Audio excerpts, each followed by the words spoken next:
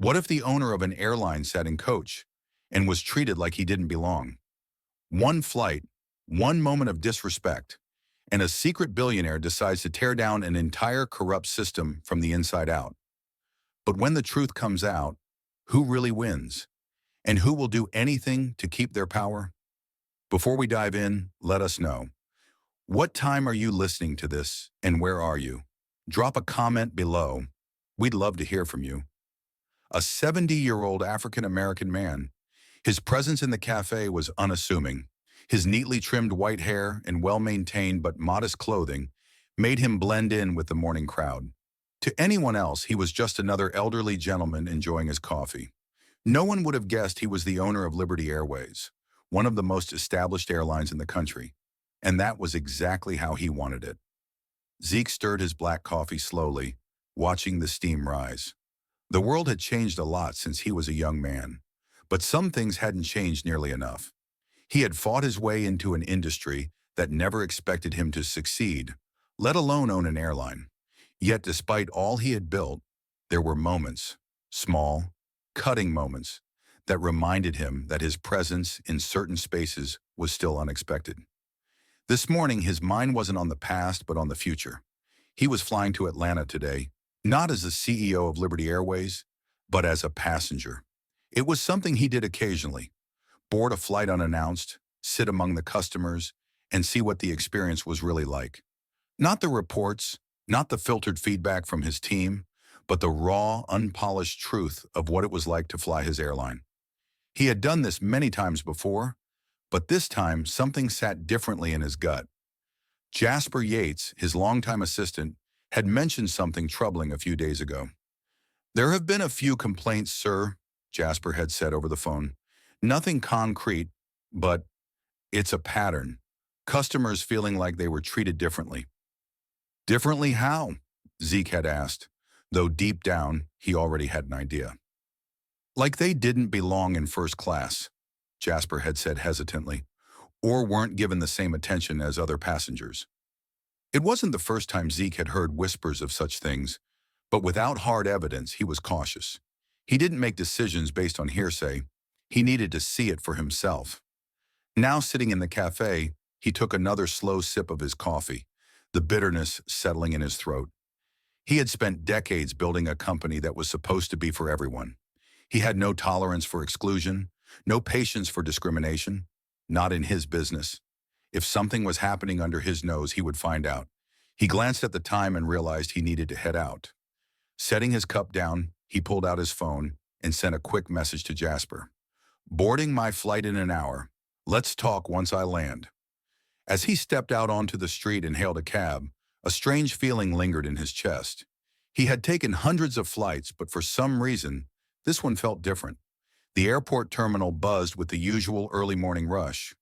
Tired travelers clutching their coffee cups, families wrangling restless children, business people checking emails on their phones. Zeke moved through the crowd with ease, a well-practiced efficiency in the way he maneuvered security and navigated the terminal. No one looked twice at him. To them, he was just another older man boarding a flight, dressed in a simple yet well-fitted navy blazer over a button-down shirt, dark slacks, and polished shoes. He liked it that way. At the gate, he handed over his boarding pass. The agent barely glanced at him before waving him through. Zeke took note of how she smiled warmly at the passenger ahead of him, a middle-aged white man in a suit, before her expression turned neutral when it was his turn. Subtle, but telling. Once aboard the plane, the contrast between the two sections was stark. First class was a picture of comfort: spacious leather seats, neatly folded blankets, glasses of orange juice already waiting for the passengers settling in. A few feet back, in economy, the scene was different. The rows were tightly packed, the overhead bins already overflowing. The cool, slightly stale air carried the mixed scents of brewed coffee and reheated meals. Zeke found his seat in the middle of the economy cabin. He had deliberately chosen a standard ticket, wanting to experience the flight like any regular passenger. As he settled in, he observed the people around him: families, students, elderly couples. There was a quiet hum of conversations, the occasional rustling of newspapers, the beeping of seatbelt signs. Then she appeared. Linda Coates, a tall blonde flight attendant in her mid-30s, moved down the aisle with an air of mechanical efficiency. Her uniform was pressed, her red scarf tied neatly at her throat. But it wasn't her appearance that caught Zeke's attention. It was her demeanor. She smiled at a well-dressed white couple in the row ahead, leaning in slightly as she asked if they needed anything. Moments later, she turned to a black woman seated across the aisle, her tone noticeably flatter as she instructed her to keep her bag under the seat. There was no warmth, no acknowledgement beyond the strict necessity of her job. Zeke remained silent, watching. A few minutes later, as the plane taxied toward the runway, he reached for the call button above his seat. Linda approached with a clipped expression, her patience already thin. "Yes," she asked, barely masking her annoyance. Zeke met her gaze, his voice calm. "Would you mind bringing me a napkin?" Her eyes flickered, assessing him, before she straightened her posture. "We don't serve napkins in economy," she replied curtly. Before he could respond, she turned on her heel and walked away. Zeke exhaled slowly, his fingers tapping lightly against the armrest. Across the aisle, he caught the slight narrowing of eyes from a woman in the next row. A younger Asian woman, her dark hair tucked behind her ears. She had seen it too. Melissa Tran watched silently as Linda continued her way down the aisle, her expression unreadable. But a moment later, she pulled out her phone, angling it discreetly as she recorded the flight attendant's next interactions. Zeke turned his attention forward, his expression unreadable. He had seen enough already to know that Linda's behavior wasn't an isolated moment. Further up in first class, Linda was now all smiles as she approached a white businessman in a tailored suit. "Sir, can I bring you anything?" "Another drink, perhaps." The contrast was unmistakable. Zeke sat back, his mind turning over what he had witnessed. If one flight attendant could behave this way without fear of consequences, how many others were doing the same? How deep did this problem go within his airline? As the plane climbed higher into the sky, so did his determination. This wasn't just about a napkin. This was about something much bigger. The wheels touched down on the tarmac with a soft jolt, and the hum of conversation filled the cabin as passengers stirred in their seats. Zeke glanced out the window, watching as the Atlanta skyline came into view beyond the runway lights. The flight had been uneventful, at least on the surface, but what he had witnessed left a weight in his chest. He remained seated as the first-class passengers disembarked, then waited as rows ahead of him slowly filed out. Linda stood near the exit, her polished demeanor intact as she smiled and bid farewell to select passengers. "Have a wonderful day, sir," she chirped at a white businessman. A moment later, she barely glanced at the black woman behind him, offering only a curt nod. Zeke stepped forward, and for a brief second, her gaze met his. But there was no acknowledgement, no customary, "Thank you for flying with us." Just a flick of her eyes before she turned away, her attention already elsewhere. He said nothing. He didn't need to. Walking down the jet bridge, Zeke adjusted his blazer, forcing his expression into neutrality even as something simmered beneath the surface. He had spent a lifetime managing his emotions in rooms where he wasn't expected to belong. This wasn't new, but that didn't mean he was going to let it slide. The car ride to Liberty Airways' Atlanta office was silent, save for the occasional honk from impatient drivers on the freeway. The city unfolded around him, towering glass buildings, bustling streets, and the familiar sights of an industry he had helped shape. Once inside his office, Zeke wasted no time. He pulled out his phone and dialed Jasper Yates. The line rang twice before his assistant picked up. "Sir? Thought you'd still be in the air?" Zeke leaned back in his chair. "Just landed. I need you to look into someone for me." There was a brief pause. "Who?" "Linda Coates, flight attendant on my flight this morning. I want to know if this was the first time she's behaved like this, or if there's a pattern." Jasper's voice carried a note of curiosity. "Something happened?" Zeke let out a slow breath. "She refused me something as simple as a napkin, Jasper. Not just me, others too. Then turned around and catered to certain passengers like they were royalty. I need to know if this is bigger than her." There was another pause before Jasper spoke again. "I'll dig into the records, customer complaints, internal reports. If there's something to find, I'll find it." "Good," Zeke said, his voice firm. I need answers, and I need them fast. Hours later, as Zeke sat in his office reviewing documents, Jasper called again. You might want to see this, he said without preamble. Check your email. Zeke opened his inbox and clicked on the link Jasper had sent. A video file loaded, and as it played, his stomach tightened. Melissa Tran had posted it. The footage was shaky, taken from a passenger seat, but it was clear enough. It showed Linda's dismissive response to Zeke's request, followed immediately by her warm interaction with a first-class passenger. The caption read, "Same flight, two different experiences." Why do we still see this in 2025? The video had already racked up thousands of views, and the comment section was alive with outrage. People were sharing their own stories, calling out similar experiences on flights, not just with Liberty Airways, but across the industry. Jasper's voice came through the phone. Looks like we're not the only ones paying attention, sir. Zeke rubbed his temples. He had wanted to handle this internally, to gather the facts before making any moves. But now the story was spreading, and soon there would be no containing it. He sat back, exhaling slowly. He had seen enough to know this wasn't an isolated incident, but making a public move too soon could put Liberty Airways under scrutiny before he had a full grasp of the situation. There was only one thing left to do. Schedule a meeting with Linda, Zeke said. I want to hear what she has to say for herself. This wasn't just about one flight attendant. It was about the culture she was a symptom of, and that was something he would not allow to exist in his airline. Zeke sat at the head of the long conference table in Liberty Airways' Atlanta headquarters, his hands folded as he waited. The office was sleek and modern, its floor-to-ceiling windows overlooking the city skyline. The afternoon light cast sharp angles across the polished wooden surface of the table, but Zeke's mind was elsewhere. He had spent decades building this company, ensuring it stood for something more than just profit. He had trusted that the values he embedded into its foundation would ripple down to every employee. But now, after what he had seen on that flight, he had reason to doubt. The door swung open, and Linda Coates entered with an air of indifference. She walked in with her shoulders squared, her blonde hair pulled into a taut ponytail, the crisp lines of her uniform untouched by the long workday.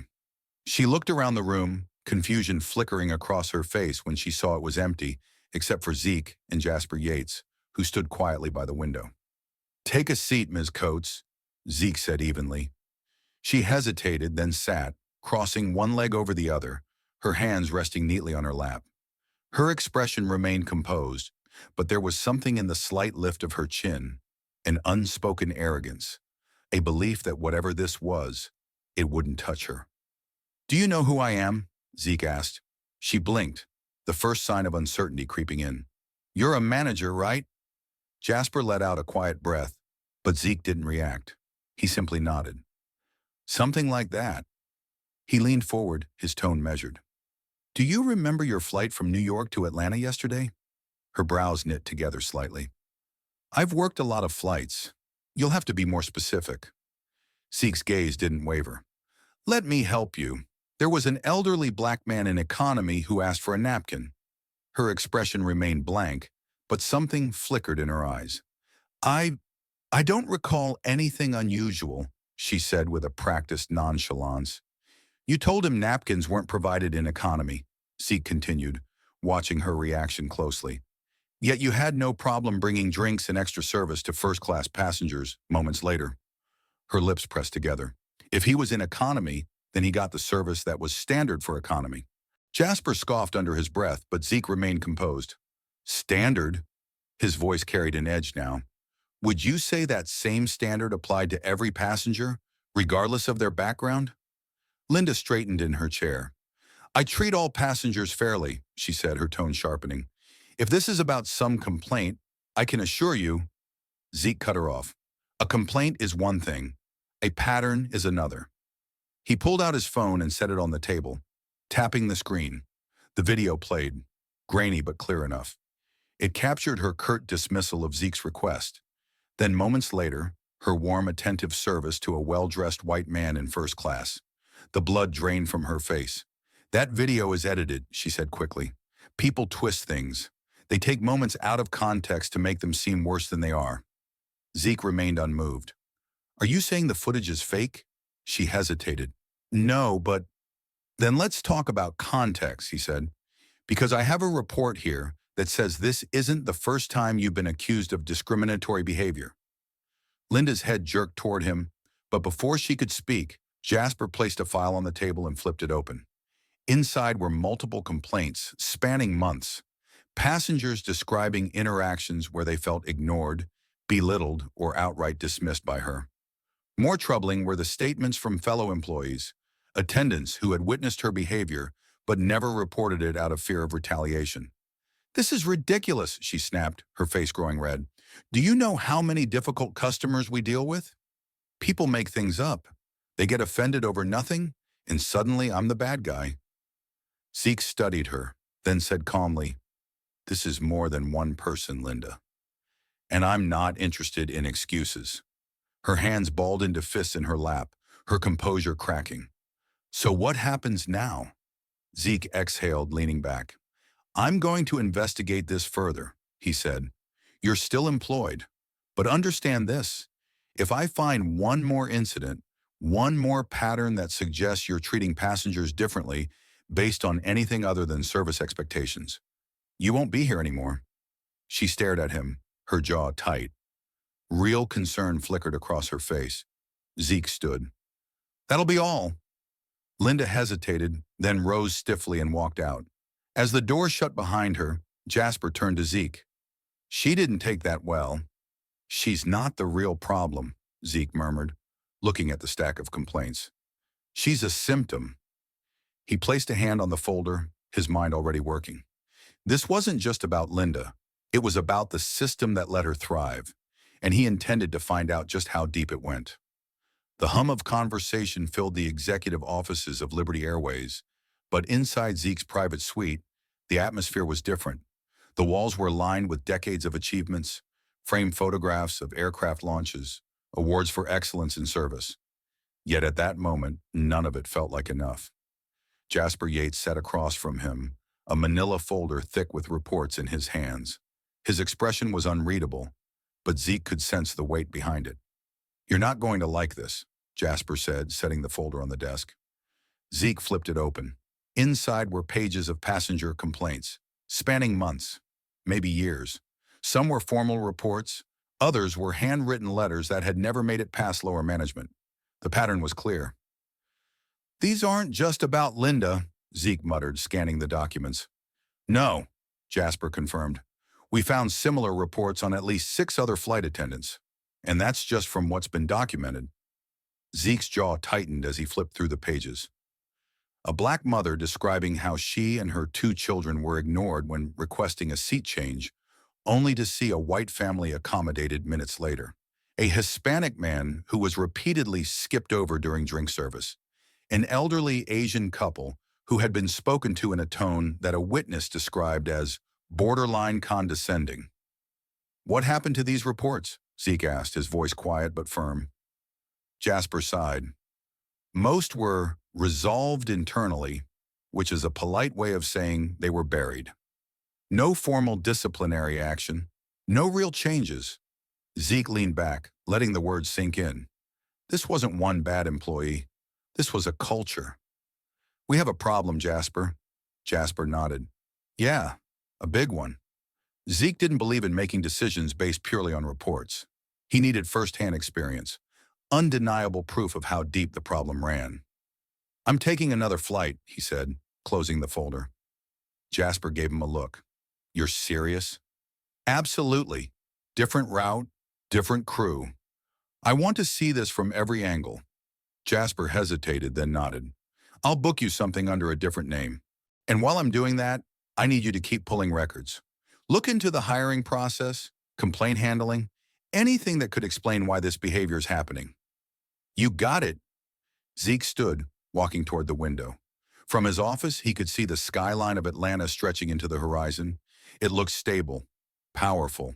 But if he had learned anything in his life, it was that what looked solid on the outside could be rotten at the core. Melissa Tran's name popped up on Zeke's phone later that afternoon. "I figured you'd want to hear this," she said the moment he answered. "Go ahead." Melissa took a breath. "A friend of mine flew Liberty last month with her husband and their 2 kids. They were traveling to visit family in Houston. They paid for meals in advance. Everything was set. But, Zeke prompted. But they never got them, Melissa said. They asked a flight attendant, and she told them she'd check on it. But she never did. Meanwhile, they watched food being handed out to every other passenger in their row. Zeke rubbed his temple. And this was reported? They tried, she said, but they were brushed off. No refund, no apology. My friend didn't push it because she didn't want to make a scene in front of her kids. That hit Zeke harder than he expected. It wasn't just about being ignored. It was about the way people learned to shrink themselves, to avoid confrontation, even when they were in the right. Do they have proof? He asked. Yes, Melissa said. They got an audio recording. My friend's husband started recording after the second time they were ignored. You can hear the flight attendant dismissing them, then turning around and offering food to a couple across the aisle. Zeke closed his eyes for a second. Send it to me. That night, Zeke sat in his office long after the rest of the building had gone quiet. He listened to the recording. He read through every complaint in Jasper's file. The pieces were all there, laid out in black and white. If he let this slide, if he hesitated, he wouldn't just be failing his customers, he'd be failing himself. But this wasn't just about making a statement. It was about changing an entire system. And systems didn't change easily. The conference room at Liberty Airways headquarters was filled with the murmur of low conversation, the kind that carried tension before a storm. Zeke sat at the head of the long oak table, his hands clasped together as he waited for the last of the executives to take their seats. The air was thick with unspoken resistance, and he could feel it before a single word was said. When everyone had settled, he leaned forward slightly and spoke in a calm, measured tone. We need to talk about changes to our customer service policies. The recent complaints and the incident on Flight 227 have made it clear that we have a problem, a deep one. There was a brief silence before one of the board members, a man named Richard Farley, cleared his throat. With all due respect, Mr. Hargraves, are we sure this is as widespread as you think?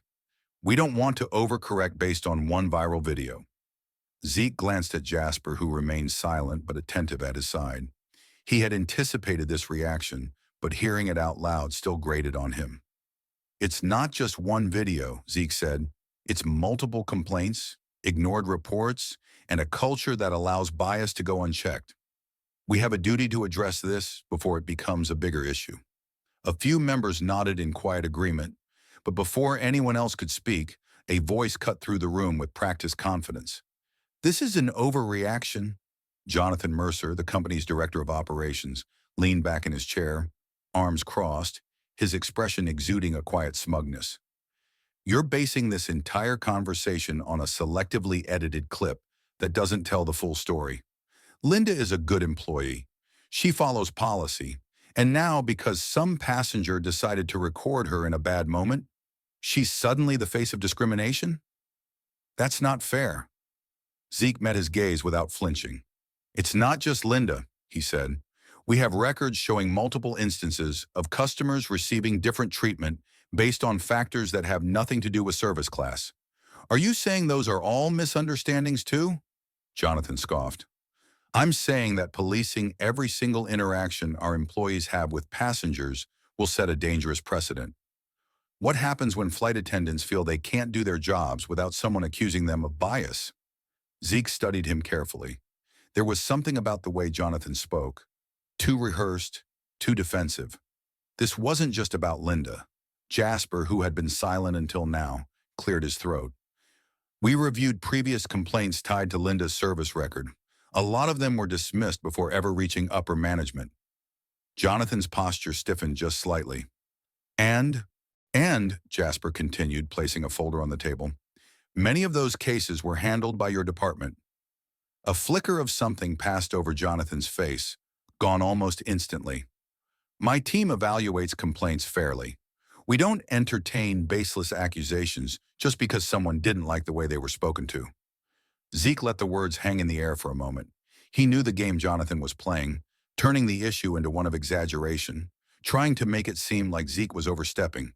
But Zeke wasn't biting. Before he could respond, his phone vibrated in his pocket. He ignored it, but Jasper checked his own device, and then slid it across the table to Zeke. The screen displayed a forwarded email. Anonymous tip, complaint records ignored by Jonathan Mercer's office. Zeke skimmed the message. It was detailed, too much so to be fabricated. Attached was a copy of an internal memo showing that multiple customer grievances regarding discriminatory behavior had been flagged for review, only for Jonathan's office to mark them as resolved without further action. He looked back up, meeting Jonathan's gaze. "Do you want to explain this?" Jonathan shifted in his seat. "Anyone can send an email like that," he said, voice even. "Sounds like someone's trying to stir up trouble." Zeke exhaled slowly, pressing his palms against the table.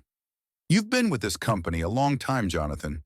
Long enough to know that I don't make accusations lightly, and long enough for me to expect you to take responsibility when a real problem comes to light." Jonathan's lips pressed into a thin line, but he didn't respond. "I'm not asking for your approval on this," Zeke continued. "I'm telling you, things are going to change.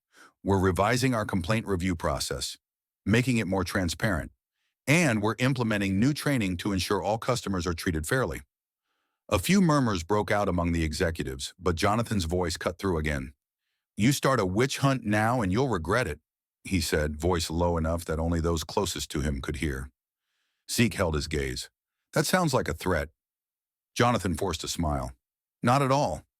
Just a reality check." Zeke didn't flinch. He had dealt with men like Jonathan before, the ones who thrived in the shadows of an old system, protecting people like Linda because it protected them too. As the meeting adjourned, Zeke knew one thing for certain. This wasn't just about Linda anymore. Jonathan knew Zeke was coming for him, and now Zeke knew Jonathan wouldn't go down without a fight. Zeke sat in the terminal at Hartsfield-Jackson, the steady hum of airport life surrounding him. Gate agents made their announcements, rolling suitcases bumped over tile floors, and families gathered near charging stations, trying to squeeze in one last text or email before their flight. He kept his posture relaxed, his expression unreadable as he scrolled through his phone. His ticket, economy class, middle seat, sat neatly tucked inside his jacket pocket. He hadn't told Jasper or anyone else about this flight. If he was going to uncover the real depth of the problem, he needed to do it the way any ordinary passenger would. No special treatment, no insider knowledge. Just a man boarding a plane like thousands of others that day. When his boarding group was called, Zeke joined the slow-moving line, slipping into the flow of travelers without drawing attention. The process was routine, scanning his ticket, walking down the jet bridge, but the real test would begin once he stepped on board. The moment Zeke entered the aircraft, he noticed the same stark contrast he had seen before. First class had its quiet luxury, spacious leather seats, soft lighting, passengers sipping complimentary drinks as they settled in. Further back, the atmosphere shifted. Economy was packed, overhead bins already stuffed to capacity, the air slightly warmer, carrying the faint scent of reheated meals. He found his seat, 22B, tightly wedged between a college student glued to his tablet and an older woman flipping through a paperback novel. He stowed his carry-on, fastened his seatbelt, and waited. That's when he saw her. Sarah Whitmore, a tall brunette in her late 30s, moved efficiently down the aisle, her navy blue uniform pristine, her polished shoes clicking lightly against the floor. She carried herself with the same air of authority that Linda had, detached, selective in her warmth.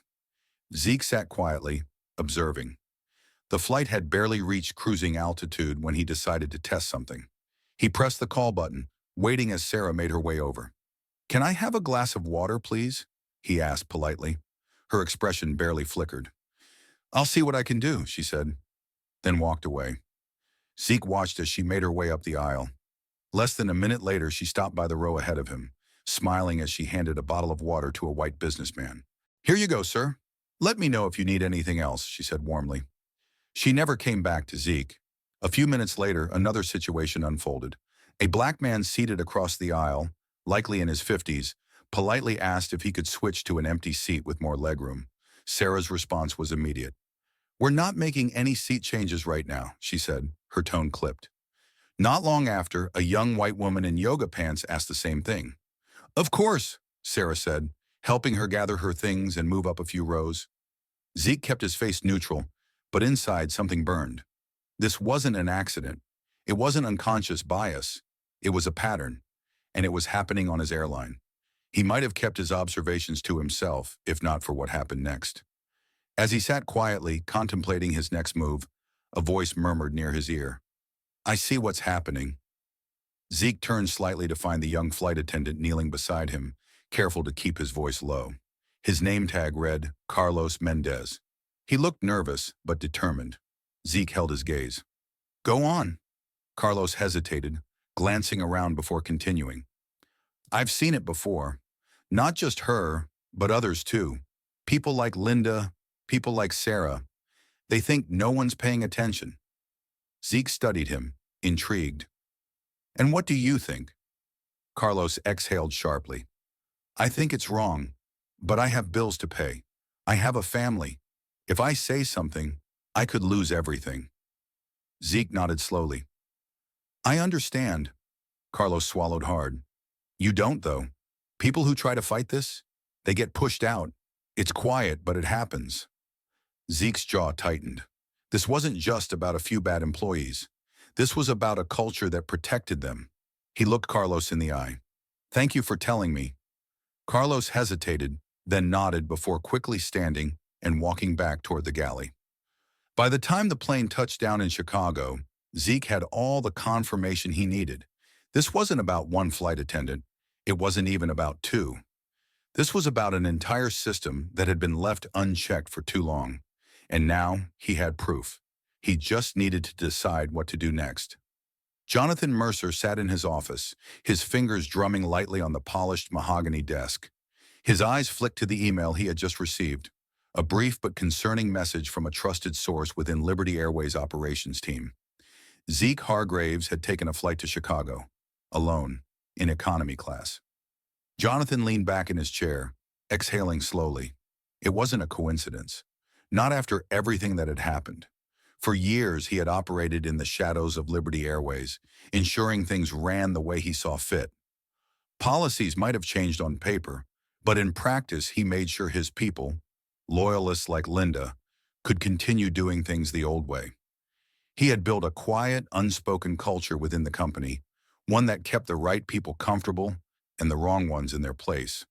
But now Zeke was sniffing around, and Jonathan didn't like it. He grabbed his phone and dialed. "We have a problem," he said as soon as the line connected. A moment later, a voice responded. "Tell me what to do." Jonathan's grip on the phone tightened. "Get Linda in my office, now."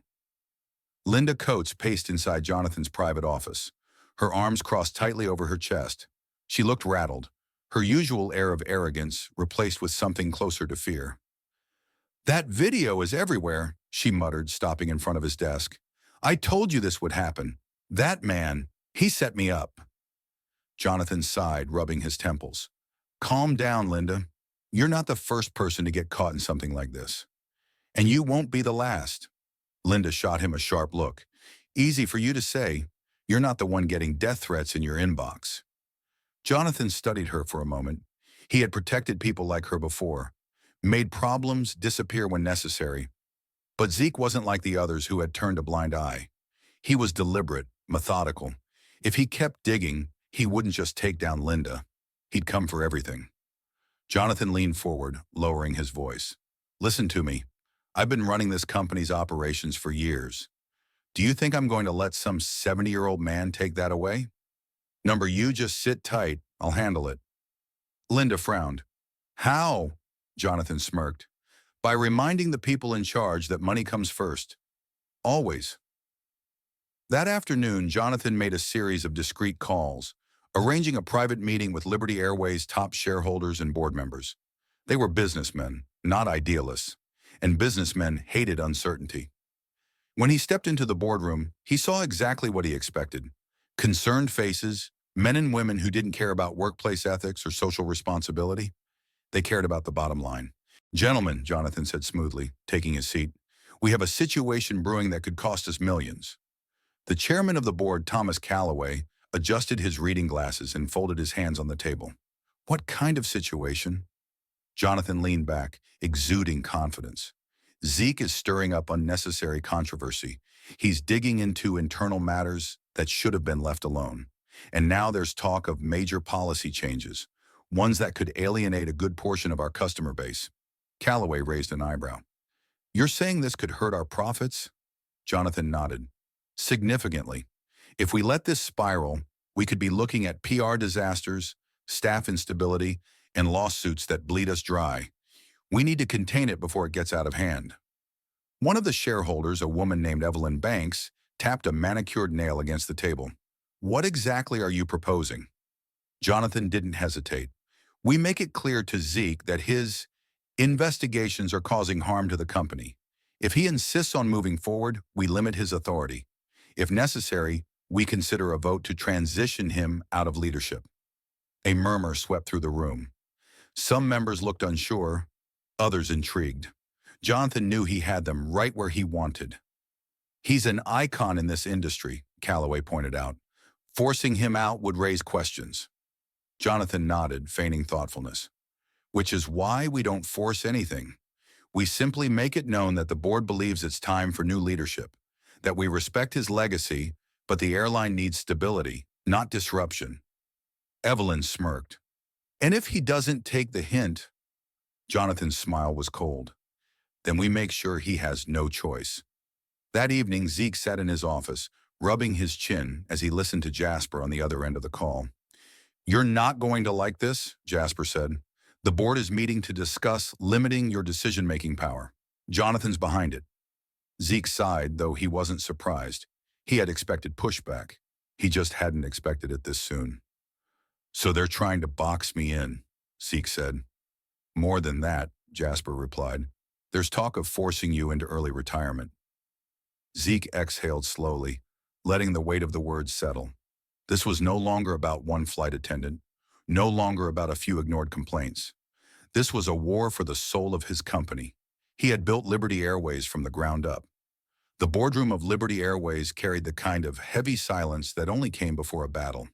A long table stretched across the center of the room, polished to a shine, surrounded by high-backed leather chairs, occupied by some of the most powerful figures in the company.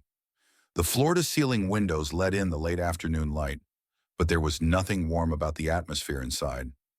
Zeke sat at the far end, hands folded, his face unreadable. He had been in countless meetings over the years, negotiations, mergers, crisis management. But this was different. This wasn't just business. This was personal. At the other end, Jonathan Mercer leaned back in his chair, relaxed, in control. He wore that same smirk, the kind that said he already knew the outcome before the game had even started. Thomas Calloway, the chairman of the board, cleared his throat. We've called this meeting to discuss recent events and how they might impact Liberty Airways moving forward. His tone was measured, but his gaze flickered toward Jonathan. Jonathan wasted no time, straightening in his seat as he addressed the room. Gentlemen, I don't think I need to remind you of the challenges we're facing. There have been disruptions lately. Actions taken by senior leadership that, while well-intended, could have severe consequences for our company's reputation and profitability. Zeke didn't blink. He had expected Jonathan to frame it this way. Jonathan gestured toward the others. We're in the business of serving passengers, not chasing headlines. If we allow unfounded accusations to dictate company policy, we risk alienating key customers and investors. We need stability, not knee-jerk reactions. A murmur of agreement ran through a few board members. That was Jonathan's strength. He knew how to make it about money. And money, more than anything, ruled this room. Zeke let the silence settle before standing. He reached into his folder, pulling out a stack of documents. One by one, he laid them on the table. Reports, testimonies, evidence. His voice was even, but there was a steel edge to it. These are not headlines, Jonathan. These are real people. Passengers who have been treated unfairly under our watch. Employees who have spoken out only to be ignored. He met the eyes of each board member, one by one. If you think I built this company just to let it become another airline that looks the other way, then you don't know me as well as you think. The room went quiet. Jonathan let out a small chuckle, shaking his head. Zeke, come on, you're blowing this out of proportion. A few complaints don't define an entire company. Every airline has these issues. Zeke leaned forward. And that's exactly the problem. I didn't build Liberty Airways to be like every other airline. Jonathan's jaw tightened, but he kept his composure. You're making a mistake, he said smoothly. If you push this, you risk damaging the brand. Customers don't want controversy. They want to know they're in safe hands, not that their airline is making a spectacle of itself.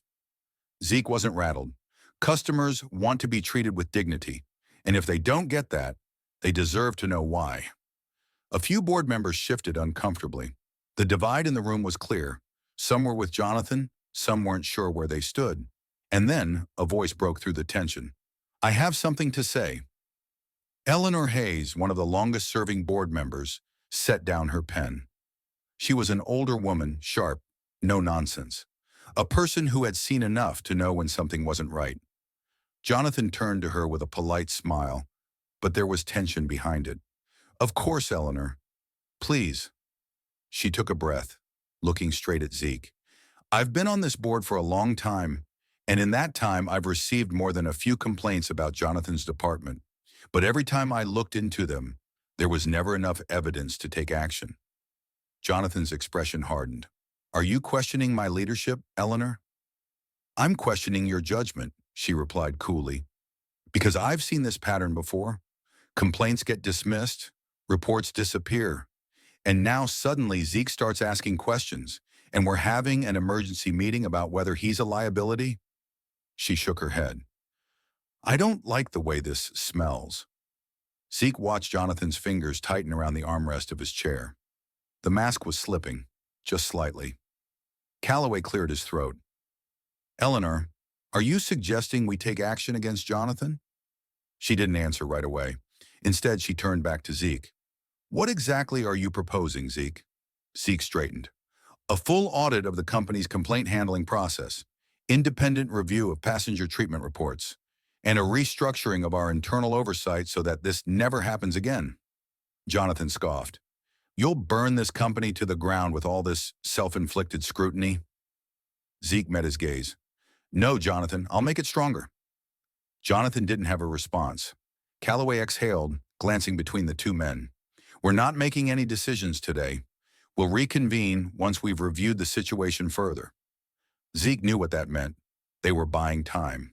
Jonathan, however, looked almost smug again. He wasn't worried, and that told Zeke one thing. Jonathan had another card to play. As the meeting adjourned, Zeke remained in his seat for a moment, watching as Jonathan walked out of the room. Jonathan Mercer sat at the head of a sleek conference table, the dim lighting of the private office adding to the secrecy of the meeting. Around him were four individuals, seasoned PR strategists, crisis managers, and a social media operative known for controlling narratives in the corporate world. The stakes were high, and Jonathan knew it. He couldn't afford to sit back and let Zeke dictate the conversation. Not when the board was watching, waiting for an excuse to shift their allegiance. If he played his cards right, this wouldn't just be a counterattack. It would be the beginning of the end for Zeke Hargrave's reign at Liberty Airways. A man in his late 40s dressed in a sharp navy suit leaned forward. We've already started seeding doubt online. A few key accounts are questioning the credibility of the video. Phrases like misleading footage and out-of-context outrage are gaining traction. Jonathan nodded approvingly. Good, but we need more than just vague skepticism. We need to take control of the story. A woman, blonde with an air of practiced confidence, tapped her tablet screen. We've reached out to select customers, frequent flyers, high-tier members of our loyalty program. If they post their positive experiences with Linda, it'll shift the focus. Make it look like this whole thing is an overreaction by a handful of disgruntled passengers. Jonathan smirked. And the old man? The woman smiled. We have a few narratives in play. Some articles are already being drafted. The angle is simple. Zeke Hargraves is out of touch, too old to manage a company in the modern era. We highlight how Liberty Airways needs fresh leadership, someone who isn't chasing scandals instead of profits. Jonathan leaned back in his chair, feeling the weight of the plan settling into place. Keep it subtle. We don't want an obvious hit job, just enough doubt to turn the tide. The team nodded, their instructions clear. Within hours, the machine would be set in motion. By the next morning, Zeke felt the shift. The news cycle had turned. Articles popped up questioning the validity of the viral video. Some claimed it had been edited for outrage, while others suggested that airline employees face increasing hostility due to unfair scrutiny. On social media, posts appeared from verified accounts praising Linda Coates. Passengers called her one of the most professional attendants they'd ever met, claiming she had always treated everyone with kindness and respect. More troubling, however, were the quiet erasures. Melissa Tran called Zeke that afternoon, her voice tight with frustration. "Have you seen what's happening?" "I have," Zeke said grimly. "People are saying the video was manipulated," she continued. "But that's not even the worst part. Some of the original posts about Linda's behavior, mine included, are disappearing, either flagged or shadow banned. Even comments pointing out the obvious contradictions are getting buried." Zeke's grip on his phone tightened. Jonathan wasn't just playing defense, he was rewriting the story. That night, as Zeke sat in his office reviewing reports, Jasper walked in, his expression unreadable. "You need to see this," he said, setting a folder on the desk. Inside were screenshots of an internal message board used by Liberty Airways employees. Hidden among discussions about scheduling and company updates was something else. Anonymous posts warning staff not to speak out. One post stood out. "If you value your job, keep your mouth shut. Complaints go nowhere. Management protects their own." Zeke exhaled slowly, his mind already piecing together the implications. Then Jasper placed another document in front of him, Carlos Mendez's resignation letter. Zeke looked up sharply. "When did this come in?" "Just an hour ago," Jasper said. "I called him. He didn't pick up." Zeke knew why. Carlos had been the only employee brave enough to say something, and now he was running. Zeke picked up his phone and dialed. The line rang twice before Carlos answered. His voice was hesitant. "Mr. Hargraves?" "Carlos," Zeke said evenly. "Tell me what's going on." There was silence on the other end, then a deep breath. "I got a warning," Carlos admitted, "from one of the senior staff. They didn't say it directly, but the message was clear. If I don't walk away, I'll lose my career." Zeke closed his eyes for a second. "You don't have to do this. You have people on your side." Carlos let out a bitter chuckle. "Do I? Because from where I'm standing, the people in power aren't going anywhere, and I'm just some junior flight attendant. If I fight this, I'll lose everything." Zeke's jaw clenched. "Carlos, listen to me." "No, sir," Carlos interrupted, his voice heavy. "I've made my decision." The line went dead. Zeke lowered the phone, the weight of it pressing against his palm. Carlos was scared, and for good reason. Jonathan had just made his next move. As Zeke sat in the dim office, the city lights casting long shadows across the room, he made his own decision. This was no longer about internal investigations. Jonathan had taken the fight to the public, and that was exactly where Zeke was going to end it. The conference hall at Liberty Airways headquarters was packed. Rows of journalists filled the room, cameras lined up in the back, and the murmurs of anticipation buzzed like static. Outside, a growing crowd had gathered, holding signs, their faces filled with curiosity, anger, and hope.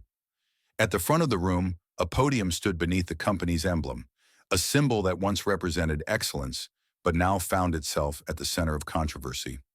Zeke Hargraves stepped up to the microphone, his presence commanding yet calm.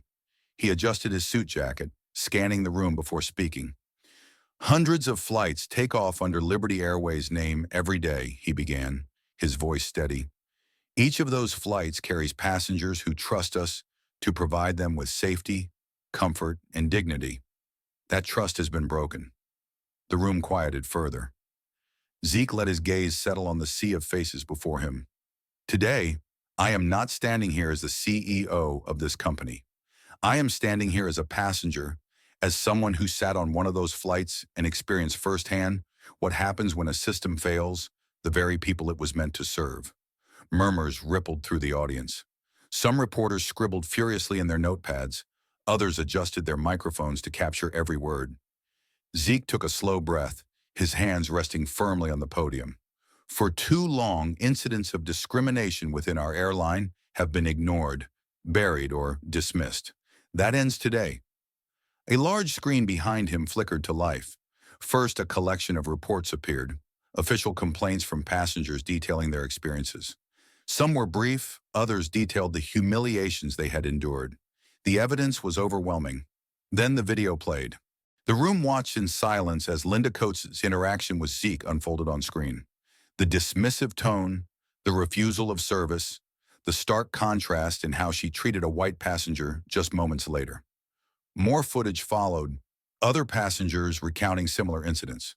Clips of employees captured on hidden recordings, casually discussing how they knew who to prioritize. Then the final blow, a recorded statement from Carlos Mendez. "I worked as a flight attendant at Liberty Airways." Carlos's voice filled the room, his face projected on the screen. "I saw things that weren't right, and I was afraid to speak up. But I can't stay silent anymore.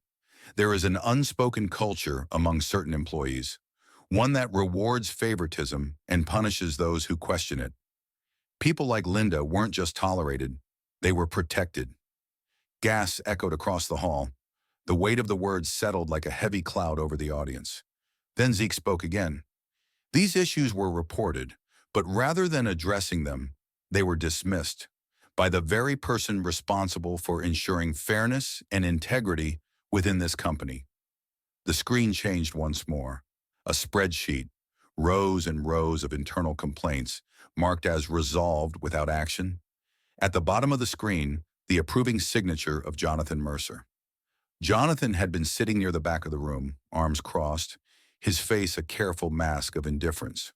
But now that mask cracked. He shot up from his seat. "This is outrageous," he barked, his voice carrying through the hall. "A blatant attempt to undermine me." Cameras turned toward him, reporters whispering as their pens danced across notebooks. Zeke simply looked at him. "Are you denying these are your approvals?" Jonathan's mouth opened, then closed. His mind was working, searching for an escape. "You're twisting the truth," he snapped. "You're trying to make it seem like I'm the villain when all I did was follow company policy.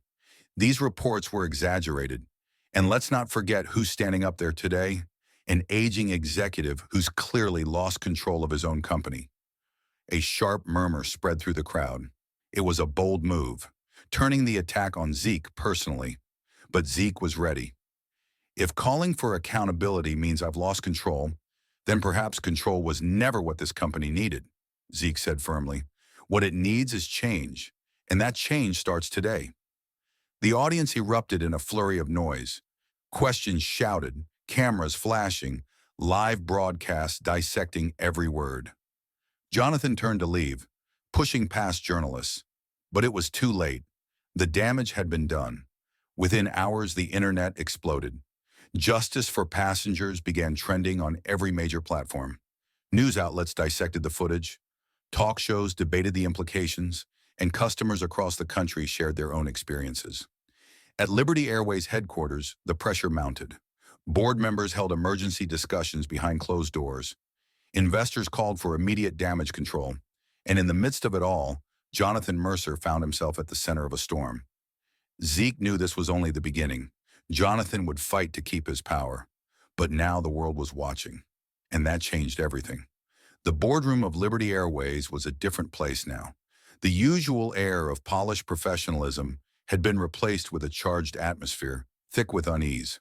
The long mahogany table, once a place for calculated discussions of profit and expansion, now served as the battlefield for the company's future. Seated at the head, Thomas Calloway, the chairman, surveyed the room with a grave expression. Around him, board members whispered amongst themselves, exchanging wary glances. Some were tapping fingers against their notepads, others checking their phones for updates on the firestorm unfolding outside these walls. Zeke sat with his hands clasped, his face unreadable. He knew that today was the day everything would either change or remain broken beyond repair. At the far end of the table, Jonathan Mercer leaned back in his chair, arms crossed. He didn't look defeated. Not yet. Calloway cleared his throat. "We all know why we're here," he began. "The events of the past week have escalated beyond what any of us expected. Liberty Airways is at the center of national attention, and not for the right reasons. Public trust is plummeting, Investors are growing restless. This situation requires action, immediate action. A murmur ran through the room. No one dared deny it. Jonathan leaned forward, resting his elbows on the table. His voice was calm, but there was an edge of desperation beneath it. Let's not act like the company is on the verge of collapse. We're still operational. Yes, we've had a PR issue, but these things blow over. Always do. Eleanor Hayes, the senior board member who had already positioned herself as Zeke's ally, narrowed her eyes. You call this a PR issue, Jonathan? We've lost nearly 10% of our market value in the last 48 hours. We have passengers threatening boycotts. If we don't restore confidence immediately, the damage won't just be financial, it will be irreversible. Jonathan scoffed. Over what? A handful of disgruntled customers and some bad press? We're letting emotions run this company instead of logic. Zeke finally spoke, his voice steady. This isn't about emotions. It's about accountability. And you've spent years ensuring that no one in your department is ever held to it. Jonathan's jaw tightened. I've spent years making sure this airline runs smoothly. I've built a team that knows how to operate efficiently without unnecessary distractions. If you start tearing it apart now, you'll weaken this company more than any bad headline ever could. Eleanor didn't let him continue. Enough, Jonathan. We all saw the evidence. The complaints, the internal cover-ups, the culture you allowed to flourish under your watch. The question isn't whether or not you did it. The question is whether we're willing to let it continue. Jonathan's face darkened, but he stayed silent. Calloway exhaled, his fingers laced together. There's only one way to settle this. A vote. The tension in the room spiked. The motion on the table, Calloway continued, is for the immediate termination of Jonathan Mercer from his position as Chief Operating Officer of Liberty Airways, effective immediately. Jonathan's hands clenched into fists beneath the table. You can't be serious. Calloway ignored him. All in favor? There was a pause. Then one by one hands rose. Eleanor's was the first, then two others, then four more. Zeke watched as the tide turned, the realization setting in. When the final count was called, only 3 hands remained down. Jonathan's face paled. Calloway nodded. Majority rules. Effective immediately, Jonathan Mercer is no longer with Liberty Airways. Jonathan pushed back his chair abruptly, his mouth tightening into a thin line. He looked around the room as if searching for someone to come to his defense. No one did. You're making a mistake, he spat. This company won't survive without me. Zeke met his gaze. This company will be better without you. Jonathan's eyes burned with resentment, but he said nothing else. He turned on his heel and stormed out of the room. The heavy doors slammed shut behind him. As the tension settled, Calloway adjusted his glasses and looked toward Zeke. We still have more business to handle. Zeke nodded. Linda Coates needs to be terminated as well. She wasn't just an isolated problem. She was the symptom of one. And if we don't start holding people accountable at every level, this will happen again. There was no argument. The decision was unanimous. By the time Zeke walked out of the boardroom, the weight on his shoulders had lessened, but only slightly. He had won the battle, but there was still a war to fight.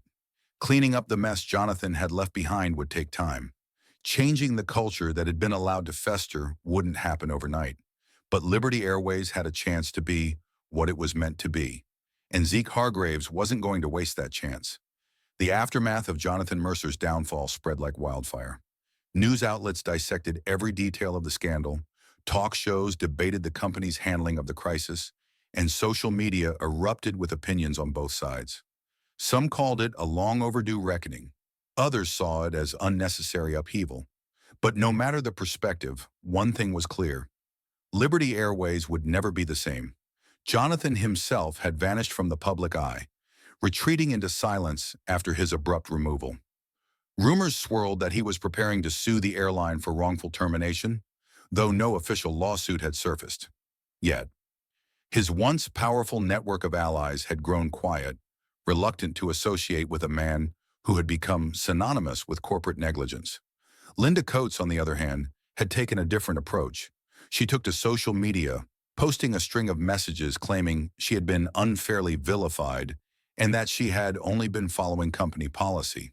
She framed herself as a victim of cancel culture, painting the situation as a targeted attack rather than the result of years of complaints. But it didn't work. People weren't buying it. The video footage, the testimonies, and the years of ignored complaints were undeniable. No matter how loudly Linda protested, the truth had already been laid bare. Inside Liberty Airways, the tension was still thick. Zeke stood at the head of a packed conference room, his eyes scanning the faces of the company's senior leadership team. Some of them had been part of the old system. Others had remained neutral, waiting to see which way the tide would turn. They were looking at him now, waiting. He didn't waste time. As of today, Zeke said, his voice firm, this company operates under new standards. No more ignored complaints. No more preferential treatment. We are implementing an independent oversight team to review all customer service reports. No more handling things internally when real harm has been done. A few glances were exchanged around the room, some uneasy, others curious.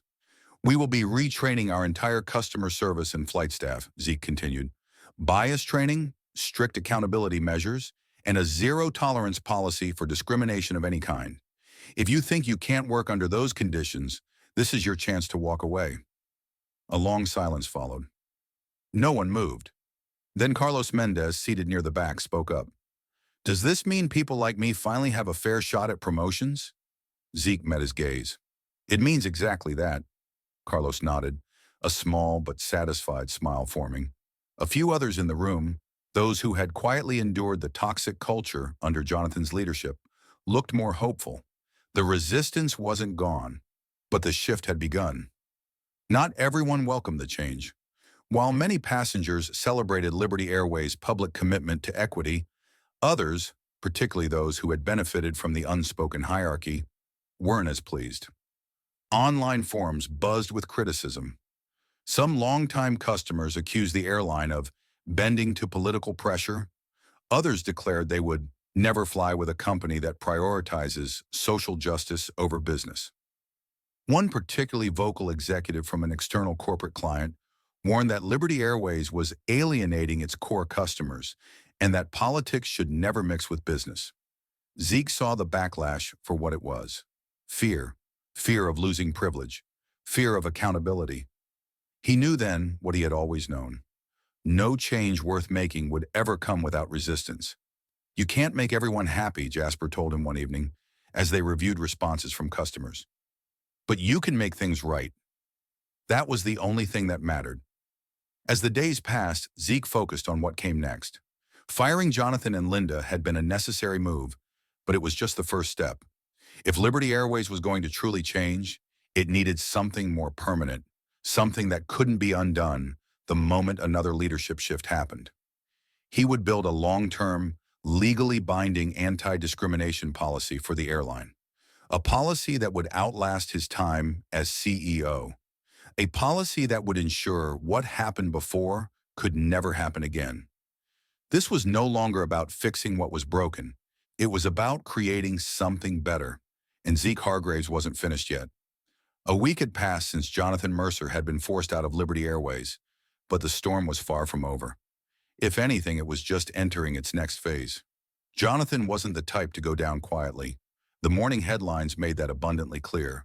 Fired executive speaks out. Liberty Airways is on the brink of collapse. Jonathan Mercer breaks his silence. Zeke Hargraves is destroying his own company. Zeke sat in his office, reading through the articles with a slow, measured calm. The words were exactly what he had expected. Strategic, calculated, designed to plant doubt. Jonathan had gone on a primetime news program the night before, presenting himself as the true victim of Liberty Airways' internal shakeup. I was railroaded, Jonathan had declared, his voice smooth, rehearsed. I dedicated years of my life to this company, and now, because of some exaggerated controversy, I've been cast aside like I never mattered. The interviewer had nodded sympathetically, letting Jonathan continue his performance. This isn't just about me, he had said. It's about the future of Liberty Airways. The company is crumbling under these so-called reforms. Passengers don't care about politics. They care about reliable service. And if Zeke Hargraves continues down this path, there won't be a Liberty Airways left to save. Zeke tossed the newspaper onto his desk. He could already see the cracks Jonathan was trying to create. Doubt was a powerful weapon, and in the hands of someone desperate enough, it could spread like wildfire. That afternoon, Zeke's assistant walked in with a message. "They want you to respond," she said. "News outlets are reaching out. Some are calling it a corporate feud. Others, they're wondering if there's truth to what Jonathan's saying." Zeke exhaled slowly. "Set up the interview." 2 days later, the cameras were rolling. Zeke sat opposite the host of a major news program, the lights warm but unforgiving, the set polished to perfection. He had done countless interviews in his career, but this one was different.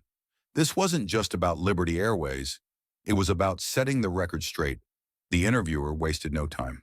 "Mr. Hargraves, Jonathan Mercer claims you are steering Liberty Airways toward failure, that the company was stable before this controversy. How do you respond?"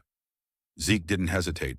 "Jonathan Mercer built a system that protected the wrong people," he said simply, "and now that it's gone, he wants the world to believe the company can't survive without it." The interviewer leaned in, but he argues that these reforms are unnecessary, that they're driven by outside pressure rather than actual business needs. Zeke met his gaze directly. "Let me make this clear. The changes we're making aren't about politics. They're about ensuring every passenger, no matter who they are, is treated with the respect they deserve. If that's something Jonathan Mercer considers unnecessary, then it says more about him than it does about Liberty Airways." The interviewer glanced at his notes. "He also claims that these allegations of discrimination were overblown, that no real systemic issue existed within Liberty Airways before your intervention." Zeke let out a small, humorless chuckle. "Tell that to the passengers who were ignored, the employees who were silenced, the complaints that were buried under Jonathan's leadership." The room fell silent. Then Zeke leaned forward slightly, his voice calm but firm. "Jonathan Mercer wants to manipulate the truth because he has something to lose. I don't. I spent my life building this company, and I won't stand by while people like him try to drag it back into the past." As the interview aired, the reaction was immediate. The public was watching, and for the first time, it wasn't just a corporate scandal. It was a reckoning. That evening, as Zeke was reviewing updates in his office, Jasper burst in with a look of disbelief. "You need to see this," he said, dropping a tablet onto the desk. Zeke picked it up and pressed play.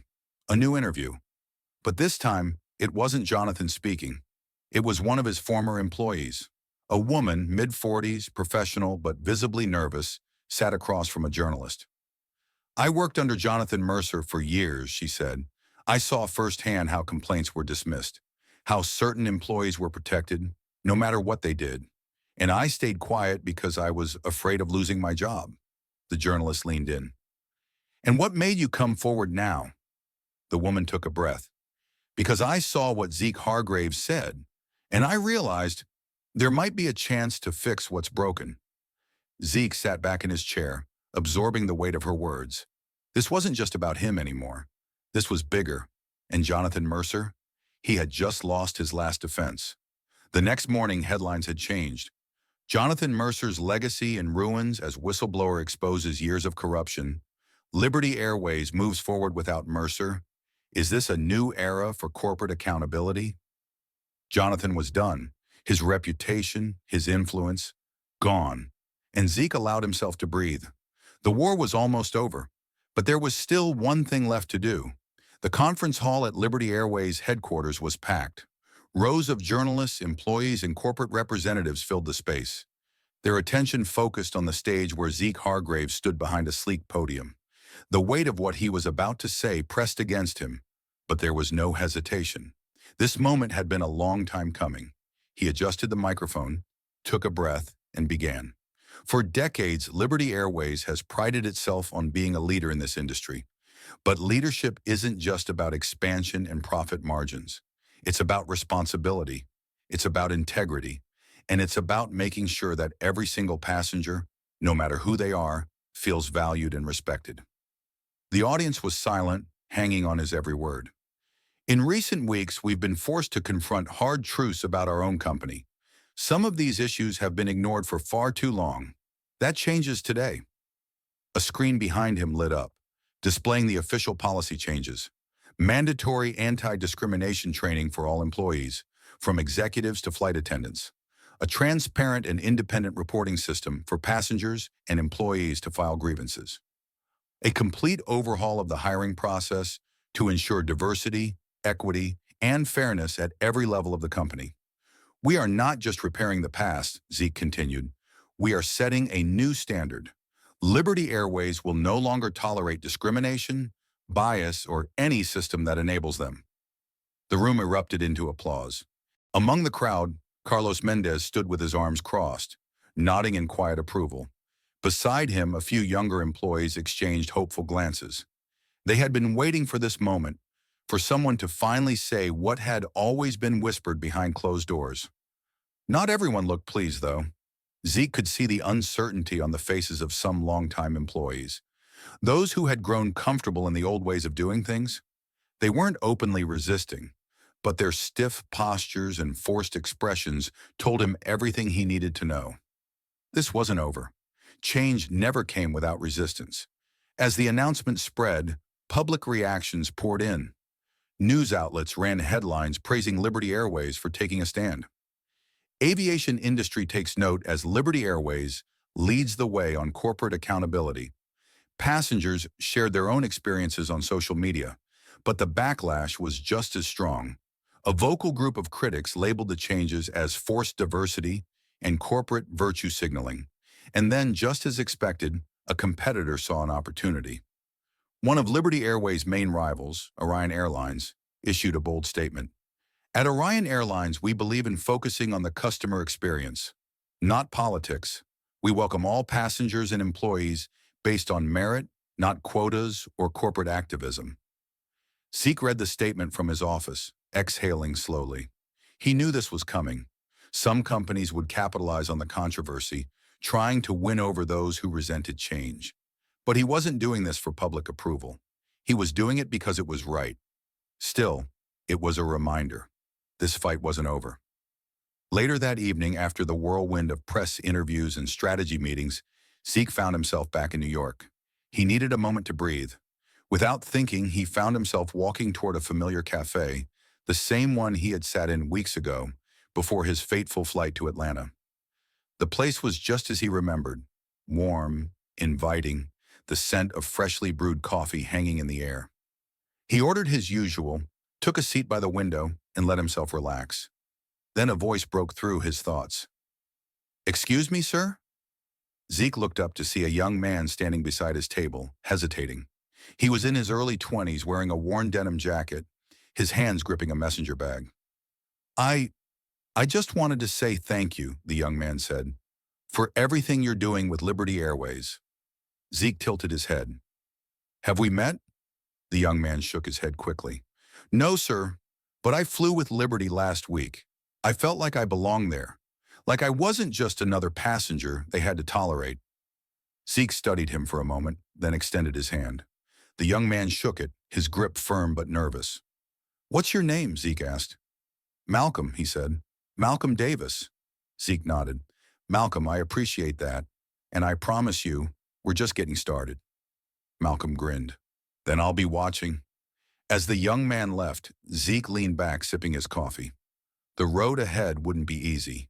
There would be more battles to fight, more people like Jonathan Mercer who would try to tear down what he was building. But then there would also be people like Malcolm, and that made it all worth it. The air inside the plane carried a different energy than the last time Zeke Hargraves had flown as a passenger. A year had passed since the turmoil that reshaped Liberty Airways, and now stepping onto this flight, he could feel it. The shift, the difference in the way things were done. He barely had time to settle into his seat before a young flight attendant approached him, her uniform crisp, her posture upright, but there was no forced politeness in her voice, just genuine warmth. "Welcome aboard, Mr. Hargraves," she said with a smile. "It's an honor to have you with us today." Zeke nodded, appreciating the sincerity in her words. He glanced around the cabin, observing the way the staff moved through the aisles, the way passengers of all backgrounds were treated with equal courtesy. It wasn't perfect. Change never was. But it was progress, and progress was what mattered. As the flight began boarding, Jasper took the seat next to him, stretching slightly. You realize you've become somewhat of a legend in the industry, right? He said, smirking. Zeke let out a quiet chuckle. That's so? Oh yeah, Jasper continued. Some people think you saved this company. Others think you stirred up a mess. Either way, no one's forgetting your name anytime soon. Zeke glanced out the window, the runway stretching endlessly into the horizon. He thought of the battles he had fought, the faces of those who had stood with him and those who had stood against him. History doesn't remember the quiet ones, he murmured. Jasper looked at him, expression thoughtful. You did it, Zeke. You changed Liberty Airways. But I get the feeling you're not done yet. Zeke exhaled, his gaze still fixed on the sky beyond. We can't change the past, he said slowly, but we can shape the future. Power doesn't come from a title. It comes from the choices we make when no one is watching. Zeke Hargraves could have ignored what happened that day. He could have walked away.